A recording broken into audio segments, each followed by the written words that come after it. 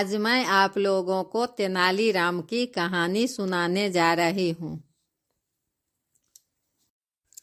उस कहानी का नाम है झगड़ा राजा रानी का।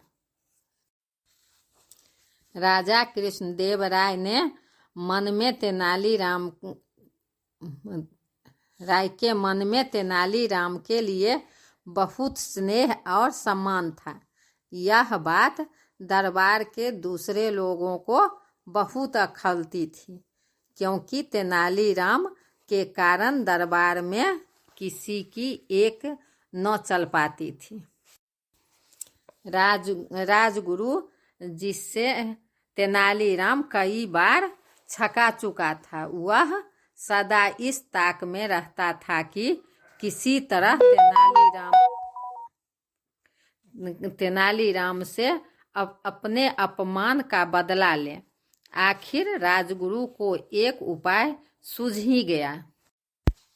उसने महारानी के निकम्मे और मूर्ख भाई को भड़काया कि तेनालीराम बेकार ही राजा की निगाह में इतना चढ़ा हुआ है, न उसमें योग्यता है न कोई और गुण है। तेनालीराम के पद पर तो आपको होना चाहिए। रानी का भाई मूर्ख तो था ही, वह राजगुरु की बातों में आ गया और सीधा अपनी बहन के पास पहुंचा। रानी ने उसे बहुत समझाया कि तेनालीराम अपनी योग्यता के कारण ही इतने बड़े पद पर पहुंच पाया है, लेकिन उस पर कोई असर न हुआ।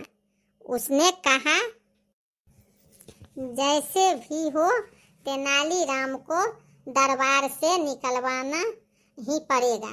इस काम के लिए महाराज को तुम्हारे सिवाय और कोई मजबूर नहीं कर सकता है। रानी तेनालीराम का उसकी योग्यता के कारण सम्मान करती थी, लेकिन भाई तो भाई था, उसका कहा भी कैसे टाल सकती थी। शाम को राजा जब महल में पधारे तो रानी ने उनसे तेनालीराम को निकाल देने की बात की। राजा हैरान भी हुए, पर उन्होंने बात अनसुनी कर दी। जब रानी ने देखा कि राजा से अपनी बात मनवाना इतना आसान नहीं है, तो उसने दूसरे उपाय से काम लिया। वह राजा से रूठ गई।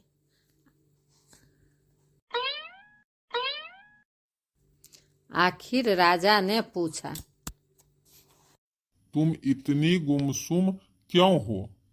क्या कोई बात हो गई है जिससे तुम्हारा दिल दुख गया है?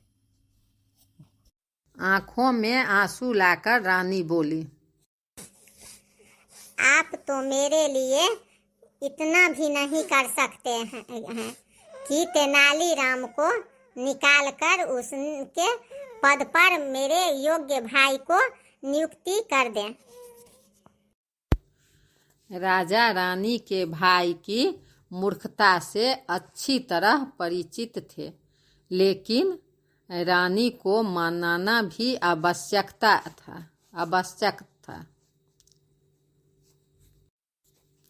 कुछ देर सोचने के बाद उन्होंने रानी से कहा, इस तरह तेनालीराम को अगर निकाल दिया गया तो प्रजा में बड़ा असंतोष फैल जाएगा। उसे निकालने के लिए पहले यह साबित करना होगा कि वह अपराधी है। रानी ने उपाय बताया, आप मुझसे रुष्ट होने का नाटक करके यहाँ से चल जाइए। और तेनालीराम से कहिए कि रानी को हमारे पास लेकर आओ। अगर ऐसा न कर सके तो अपने पद से हटा दिए जाओगे।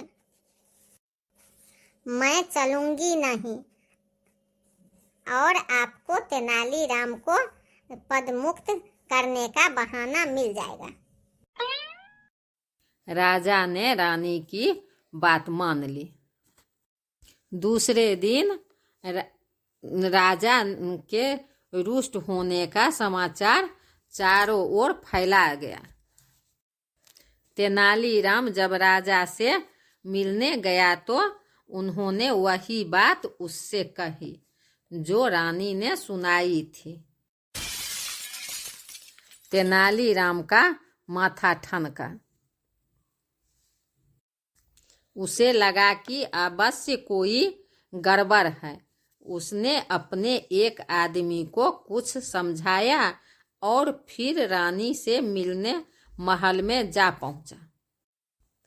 वहां वह अभी रानी का कुशल समाचार पूछ ही रहा था कि उसका सिखाया हुआ व्यक्ति वहां आ पहुंचा और तेनालीराम से बोला, आप बेकार ही यह झगड़ा मिटाने का प्रयत्न कर रहे हैं। राजा अपनी बात पर अड़े हुए हैं। उन्होंने निश्चय कर लिया है कि वह नई रानी लाकर ही रहेंगे। अपने इस निश्चय पर वह अटल हैं। रानी ने सुना तो सचमुच डर गई। कहीं राजा सच ही तो मुझसे रुष्ट नहीं हो गए हैं, नहीं तो नई रानी की क्या खबर है। उसने तेनालीराम से पूछा तो उसने बताया, राजा आपसे बहुत रुष्ट हैं। उनका कहना है कि रोज रोज की खिटखिट से वह तंग आ चुके हैं। अपने राजकाज में उन्हें आपका दखल देना बिल्कुल पसंद नहीं, इसलिए नई रानी लाने की बात सोची जा रही है। रानी को तेनालीराम की बात पर विश्वास हो गया। वह जल्दी से तैयार होकर राजा के पास बाग में जा पहुंची। उसने राजा के बार बार उस काट दो, देखो लिखा हुआ है गलत, उस समय से मैं बोल रही तो हटो ना। उसने राजा से बार बार क्षमा मांगी और कहा, राज्य के कार्यों में अब मैं कभी दखल नहीं दूंगी। राजा हैरान थे। एकाएक बात उनकी समझ में आ गई। वह बोले, लगता है तेनालीराम ने तुम्हें मूर्ख बना दिया है। ऐसा मत कहिए। वह तो हम दोनों का झगड़ा मिटाने की कोशिश कर रहा था। बेचारे को व्यर्थ ही निकलवाना चाहती थी मैं। आप अब नई रानी तो नहीं लाएंगे ना? रानी ने कहा, हा हा हा हा हा हा हा हा हा उई हा हा उई उई उई उई उई। राजा हंसी से लोटपोट होने लगा। उन्होंने रानी से बताया कि तेनालीराम सचमुच में एक अद्भुत प्राणी है। वो पुरुष नहीं महापुरुष है। उससे हराना कोई आसान बात नहीं है। रानी को भी मालूम हो गया कि चाहे कुछ भी सही, तेनालीराम आखिर तेनालीराम ही है। Like See ya. Subscribe.